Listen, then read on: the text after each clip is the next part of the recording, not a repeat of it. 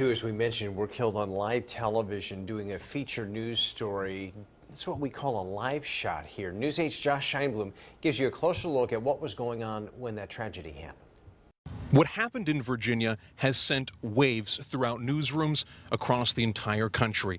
Those of us here at WTNH News 8 are among those who are also grieving. A large part of the conversation that people are having now is that it was a live shot where the reporter and photographer lost their life. And here at News 8, we wanted to show you what is involved when a live shot actually happens. The first thing that does happen is you arrive on scene. Your photographer or live truck operator evaluates everything that's around you and tries to make sure things are then as safe as possible. This is Joe Dedess. He's going to be our photographer today and is our photographer. Joe, can you tell us what you're doing now? Right now I'm just setting the truck up for the live shot, checking above to make sure there was nothing here, and preparing to access the microwave or satellite. Now, normally during this time, this is when the reporter would be writing notes, calling the station, trying to figure out exactly what is supposed to happen, probably sitting there in the front seat as well. And as you can see, what Joe is doing now is he's lifting up the mast. This is one of 3 different ways that we do live shots. The other is with the satellite dish you see there right over to your right. It does the same thing. It's a similar process. Joe, are there any challenges when you do this in terms of safety? Yeah, just looking above, overhead for wires or any kind of obstructions that might obstruct your signal, or power lines where you could actually get hurt. The next step in the process is to make sure that we can use our equipment to get on TV.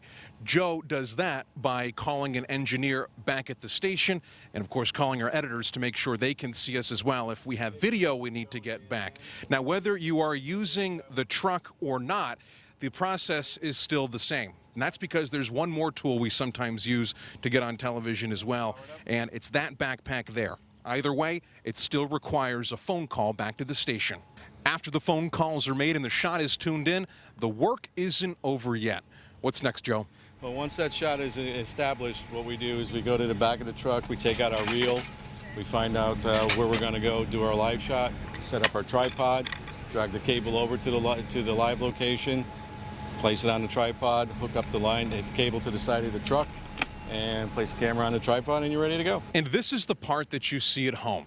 It's also probably the part where the photographer and reporter are most vulnerable if anything happens. The photographer looking at his camera, the reporter looking at the camera. And during a live situation, it's often hard to know what's coming out behind you. Now, that being said, situations like what happened in Virginia are rare.